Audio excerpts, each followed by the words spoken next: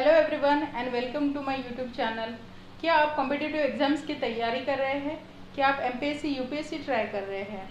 तो उसमें आपको सोशल स्टडीज़ पे काफ़ी क्वेश्चंस पूछे जाते हैं। सोशल स्टडीज़ में इम्पॉर्टेंट सब्जेक्ट होता है हिस्ट्री, और हिस्ट्री के टॉपिक्स जो है प्रिपेयर करते समय काफ़ी बच्चों को परेशानी का सामना करना पड़ता है।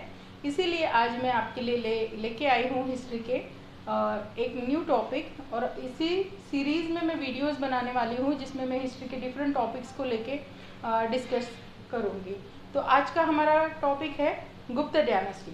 तो चलिए हम गुप्त डायनेस्टी के बारे में इंफॉर्मेशन देते हैं। गुप्त डायनेस्टी, सबसे पहले हमारे मन में सवाल आता है कि who is the founder of the गुप्त डायनेस्टी। गुप्त डायनेस्टी के फाउंडर है श्री गुप्त। इन्होंने इस साम्राज्य की शुरुआत की। एंड द टाइम पीरियड अगर हम देखें तो 240 से लेके 280 सी ये इनका कार्यकाल का टाइम पीरियड है, और श्री गुप्त फाउंडर माने जाते हैं गुप्त डायनेस्टी के। उसके बाद अगर हम देखें कि लैंग्वेज, तो मोस्टली संस्कृत लैंग्वेज लिटरेचर में यूज़ की जाती थी, और बोलचाल की भाषा जो थी वो प्राकृत में थी। उसके बाद ये साम्राज्यवादी सत्ता थी, इसीलिए हम इसे मोनार्की भी कह सकते हैं। तब डेमोक्रेसी नहीं थी, that is a monarchy. Okay. उसके बाद हम एरिया की बात करते हैं, तो ये भारत का बहुत ही विस्तृत प्रदेश इसके अंदर आता था, जिसे हम कहेंगे 3.5 मिलियन स्क्वायर किलोमीटर तक ये फैला हुआ था। अगर हम एरिया की बात करते हैं तो ये 3.5 मिलियन स्क्वायर किलोमीटर तक फैला हुआ था। ईस्ट में अगर हम देखें तो ब्रह्मपुत्र रिवर से, अगर हम वेस्ट में देखें तो हिमालय के फुटहिल्स तक ये साम्राज्य का विस्तार हुआ था। अगर हम साउथ में देखें तो गोदावरी और कृष्णा रिवर तक ये फैला हुआ था। इस तरीके से काफ़ी विस्तृत भाग में गुप्त डायनेस्टी का फैला हुआ था। तो गुप्त डायनेस्टी को गोल्डन एज भी कहा जाता है, भारतीय इतिहास का स्वर्ण काल भी कहा जाता है, क्योंकि वहाँ जो जीडीपी रेट था वो था 32%। काफ़ी हाई जीडीपी रेट था आज के कंपैरिजन में। इसीलिए गुप्त काल को स्वर्ण युग भी कहा जाता है। उसके बाद हम बात करें कि कैपिटल, पाटलिपुत्र उस समय गुप्त डायनेस्टी की कैपिटल हुआ करती थी।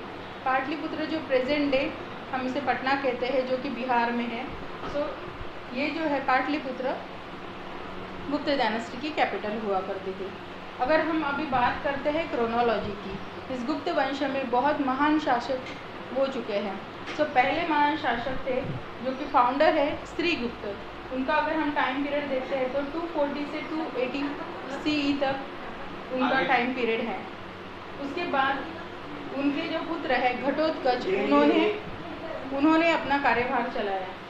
उसके बाद चंद्रगुप्त वन, उन्होंने 45 ईयर्स तक इस साम्राज्य का विस्तार किया और उसे बड़े ही कुशलतापूर्वक चलाया। उसके बाद हम देखते हैं चंद्रगुप्त के जो पुत्र हैं समुद्रगुप्त, उन्होंने इसका कार्यभार संभाला। उनका टाइम पीरियड भी मैंने यहाँ दिया है, आप देख सकते हैं।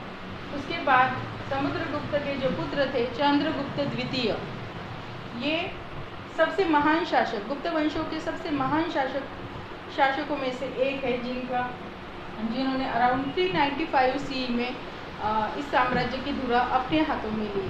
और चंद्रगुप्त II को विक्रमादित्य भी कहा जाता है। भारत के महान शासकों में से एक है विक्रमादित्य, और इनका ही नाम, दूसरा नाम है चंद्रगुप्त द्वितीय।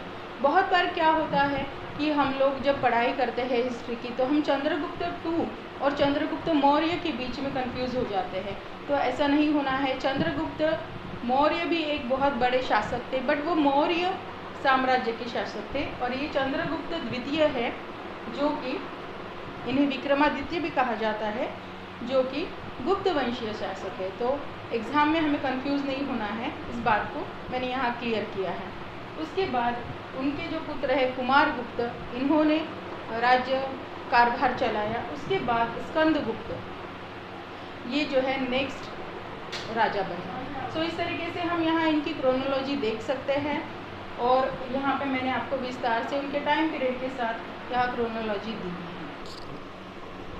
अगर हम व्यापार की बात करें तो इनका व्यापार जो है काफ़ी देशों के साथ था, जैसे कि सिलोन है, साउथ ईस्ट एशिया है, चाइना है और भी काफ़ी देश है जिनसे इनके काफ़ी ट्रेड व्यापार थे, जिससे उन्हें परकीय चलन मिलता था और उनका जो जीडीपी है वो काफ़ी हाई था। इसीलिए ही गुप्त डायनेस्टी को गोल्डन एज भी कहा जाता है।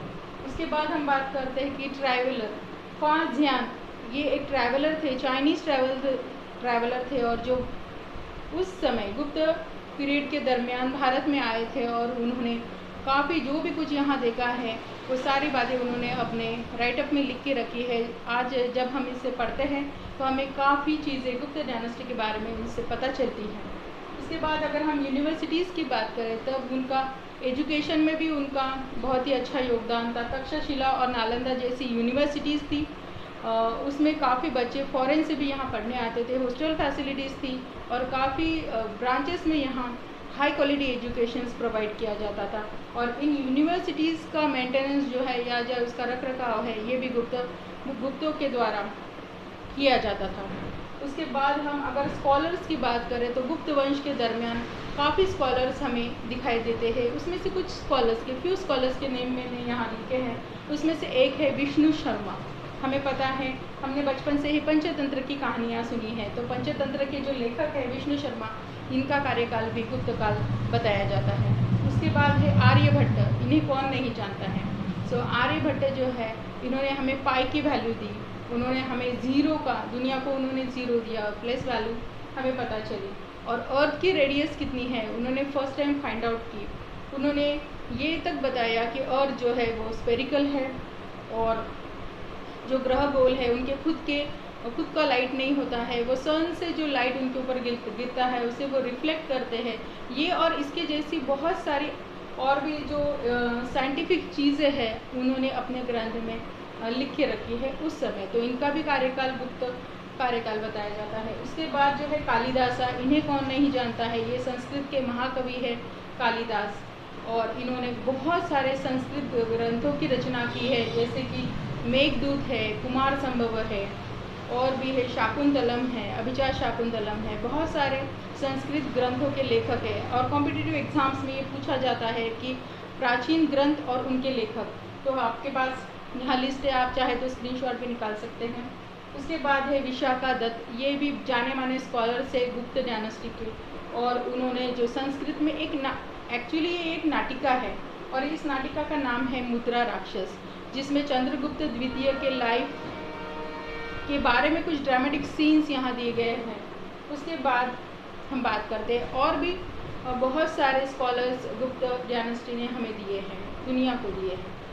और हम अगर दूसरी बात करते हैं उस समय की फेमस टेम्पल्स के बारे में, तो रॉक कट स्कल्पचर्स उस समय काफ़ी फेमस थे, तो आज भी हम उनके अवशेष देख सकते हैं, जैसे कि दशावतारा टेम्पल्स है, देन बहुत सारी केव्स है मध्य प्रदेश में। तो काफ़ी एग्जांपल्स हमें दिखाई देते हैं रॉक कट टेम्पल्स के, जो कि एक इंजीनियरिंग मार्वल हम जिसे कह सकते हैं, जो गुप्त डायनेस्टी से बिलोंग करता है।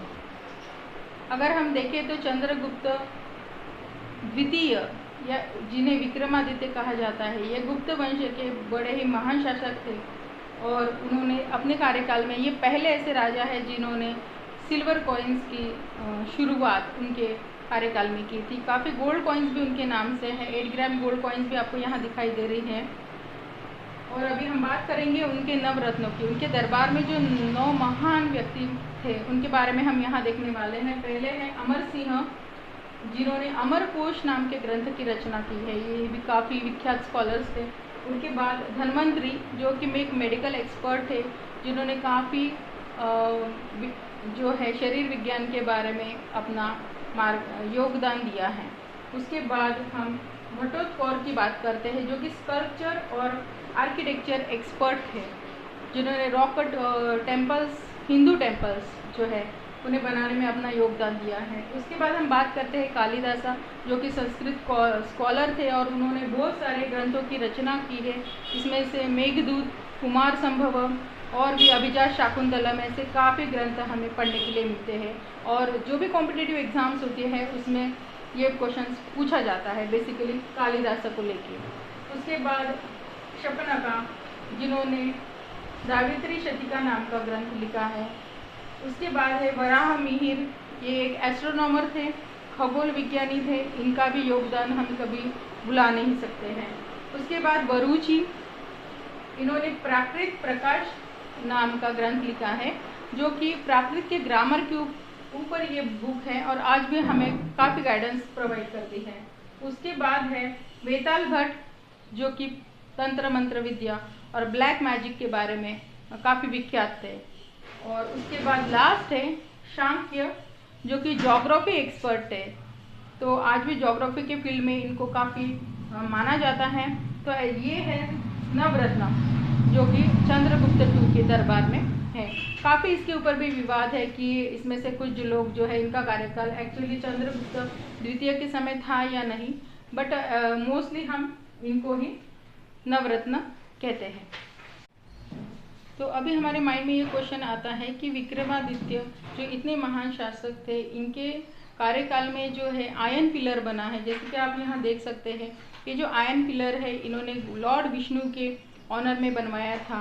तो अब बात ये आयन पिलर की है, बट ये एक मार्बल है मेटलर्जी का, क्योंकि आज तक ये लोह स्तंभ जो है जैसे कि जैसा खड़ा है, ये हमें दिल्ली के पास हम उसे देख सकते हैं आज भी। तो हमारे मन में ये सवाल आता है कि इस डायनेस्टी का एंड कैसे हुआ। इतना महान साम्राज्य जो है उसका एंड जो है तो हुन पीपल्स थे, जो कि जिन्होंने हमारे गुप्त डायनेस्टी पे आक्रमण किया और धीरे धीरे इस साम्राज्य का जो है डिक्लाइन होते गया, इसका डिसइंटीग्रेशन होते गया और फिर वो यूनिटी में नहीं रहा और उसका फिर छोटे छोटे किंगडम्स में डिसइंटीग्रेशन हो गया। तो इस तरीके से गुप्त डायनेस्टी जो है इसका एंड हुआ। अगर आपको मेरा वीडियो पसंद आया है तो प्लीज़ मेरे चैनल को सब्सक्राइब करिए, लाइक शेयर करिए, आपके फ्रेंड्स के साथ शेयर करिए। और नेक्स्ट वीडियो में आप कौन से टॉपिक के बारे में इंफॉर्मेशन जानना चाहते हैं प्लीज़ कमेंट करके मुझे बताइए। और थैंक्स फॉर वॉचिंग।